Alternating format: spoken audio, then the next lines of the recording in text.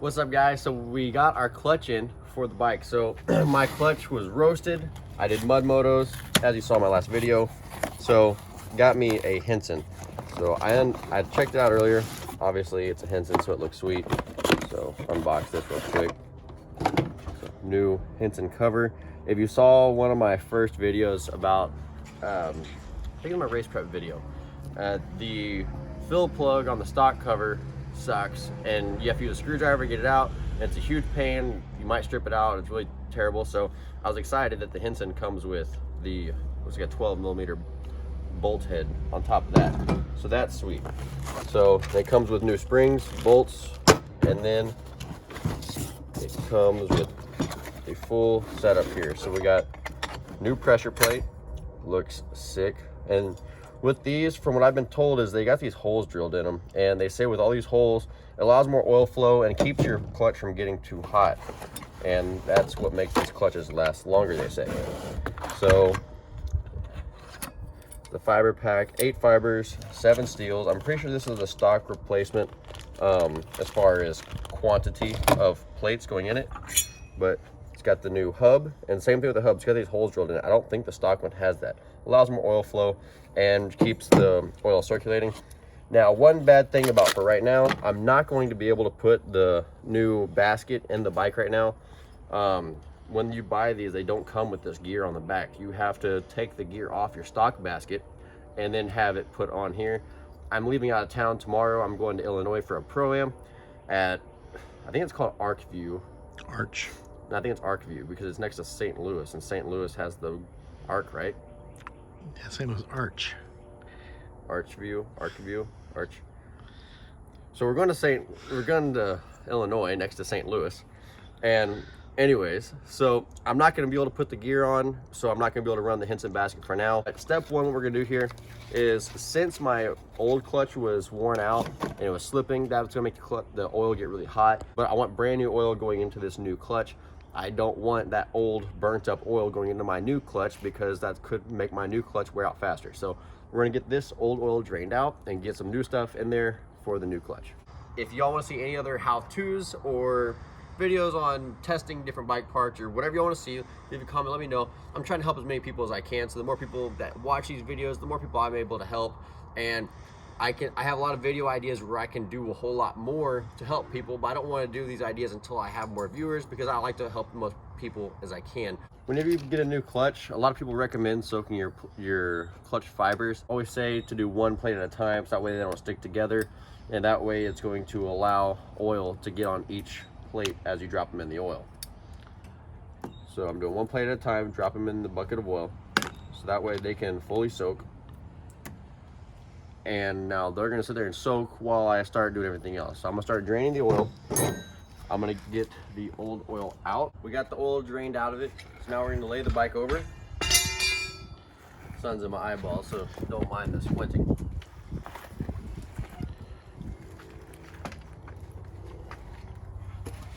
There you go.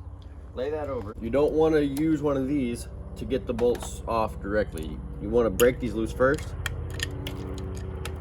The torque from the impact could strip the threads out. So once you get them broken loose, then you can come in here, then you can get them out.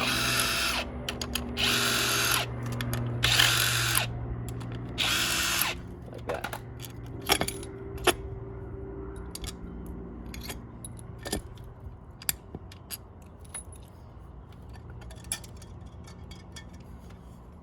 It's got a metal gasket. You don't want to bend that. That would be bad. This is my first time seeing this. This looks weird. Now, the same with the clutch cover. This, I would say, is probably actually more important. You want to make sure you break these loose, but when you break these loose, you want to break them loose kind of in a bit of a sequence. You don't want to have too much pressure on one side, not the other. So whenever you do this, so like I did those, I'm not going to just pull one out. I'm going to do them a little bit at a time and kind of go around.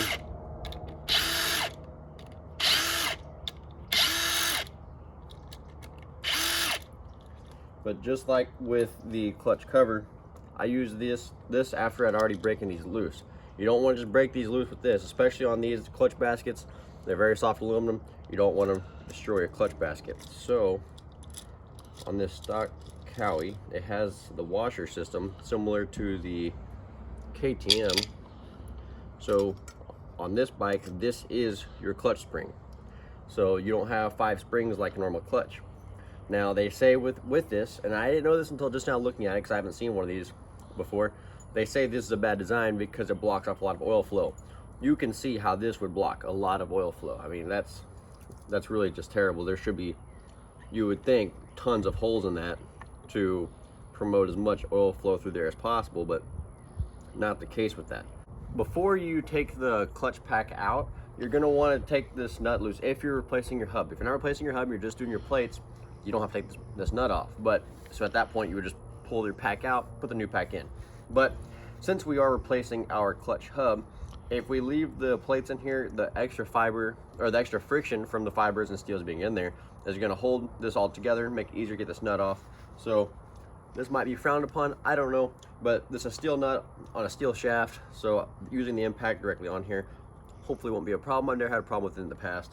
So I'm just going to push down on these just to help get a little bit of extra friction out of it.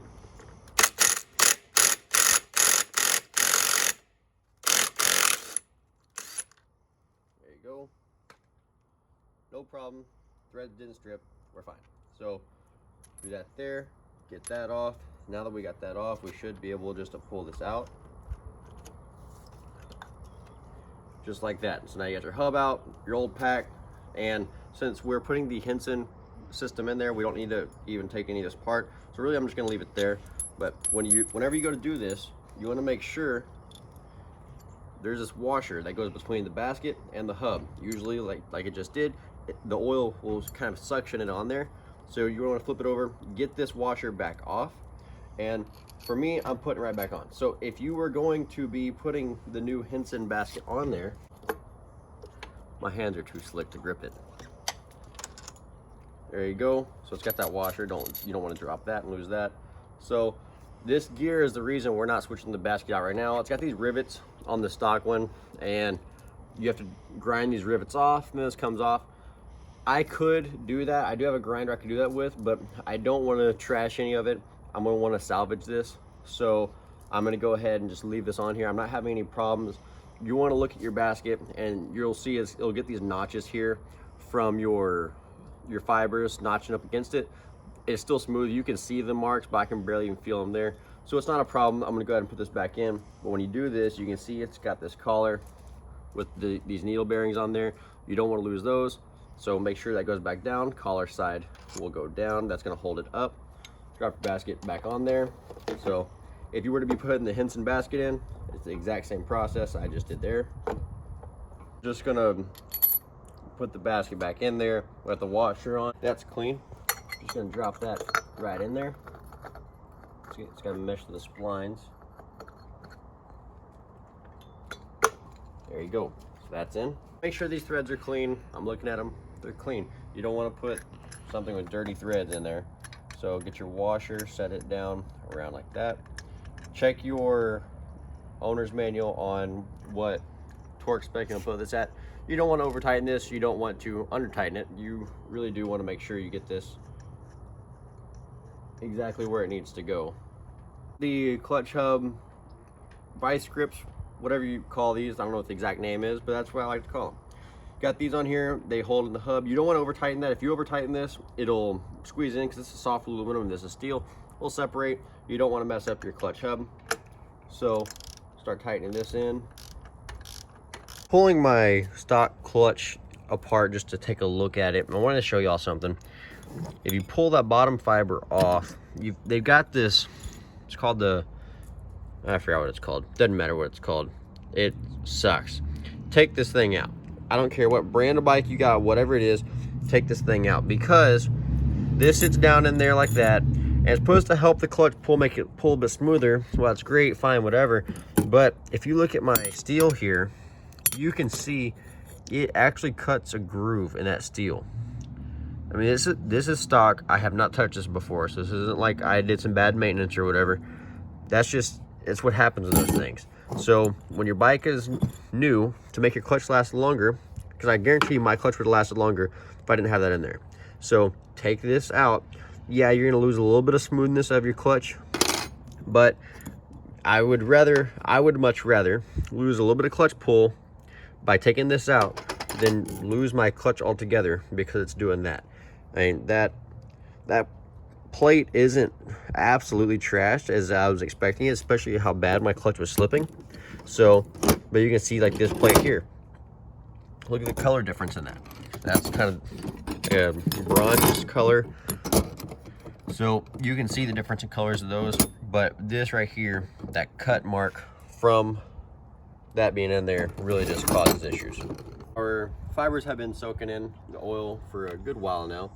So when you're putting these in, they don't, on the sheet they give you and everything, they don't specify exactly what order the fiber is supposed to go in, if any order, but on them, they all have a blue notch on them where they marked it blue. So I'm just gonna line up all those blue ones. It just sounds like that makes sense. Do fiber steel the whole way through, obviously. So grab fiber here, and it's got that blue notch on it. We're just gonna line up all those blue notches.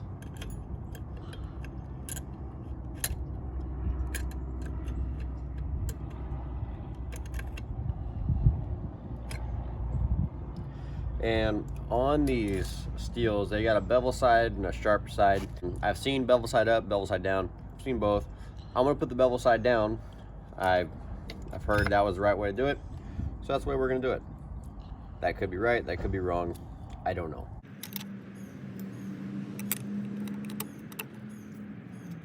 Put this back together. You're gonna want to make sure you got your push rod bearing. I think that might be what it's called. Do not forget to put that in there. If you don't, your clutch is not going to work. So put that back in there. Then you can grab your new pressure plate and drop that straight on. I got the new springs and bolts.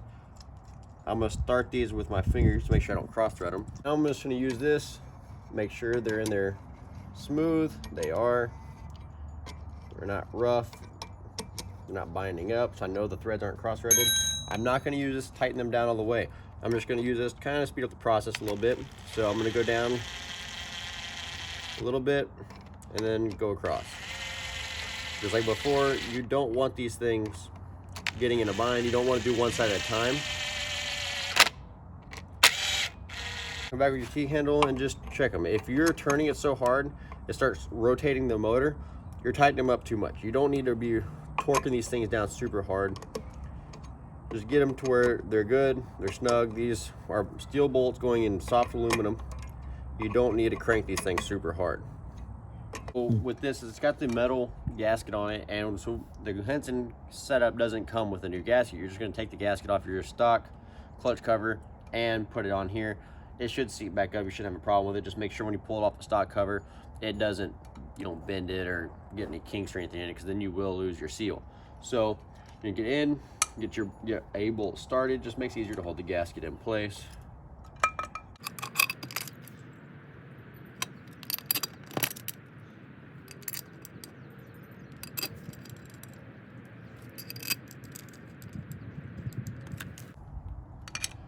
And just like we did with everything else, I'm gonna get things started with the T-handle just to make sure the threads are in there good. Then we'll come back in and check these with the T-handle. Get, again, steel bolt, aluminum threads. Don't need to strip these things out. I'm pretty excited. The Hinson has the 12mm bolt head on it, so much better than the stock screwdriver type setup. Makes things much easier to get to, and it looks cool, so that's good. So got that there, got my funnel. It's all clean inside the funnel. Put that right there. I use Yamalube 2050 on my bike. I was told that in 450s you can use like 1050 or 2050, doesn't really matter. The heavier oil is just going to make the clutch last a little bit longer, make the motor last a little bit longer. It does take a little bit of power away just because it's a heavier oil. A little bit harder for the motor to rotate, but it's gonna make your motor last longer, so I run the 2050. Motor more reliable, and clutch lasts longer. You might lose a tiny bit of power, but I'd rather have my motor last longer than have a motor blow up. So, and I pre-measure my oil in these quarts. On these KX250s, it's 800 cc's or milliliters, either one.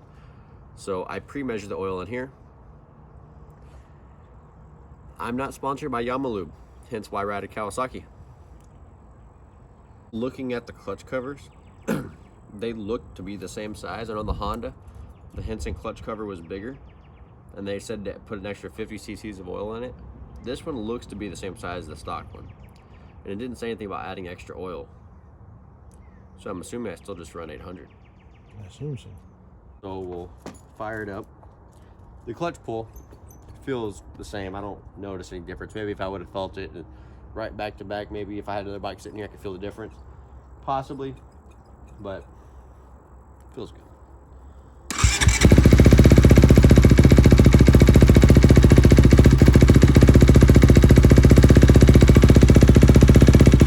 So I don't know why. Maybe one of y'all watching the video can leave a comment, let me know. Maybe you're smarter than me. A lot less engine noise. So I don't know. Maybe the springs are holding down the basket tighter and it's not allowing any kind of slack. I don't know. But much less engine noise. Very quiet. It has a deeper sound, really, just because you don't hear any rattling. So that's cool. So I can't wait to ride it and get a feel for it. But now I have a new Hinson in. So now you guys know how to put a Hinson in your bike. So I definitely appreciate if you guys would like and comment on the video. Let me know what you think about it. Subscribe, tell your friends, share it with whoever you can so I can get some more people out there to you and share it to your friends. I'll see you guys on the next ones. Peace.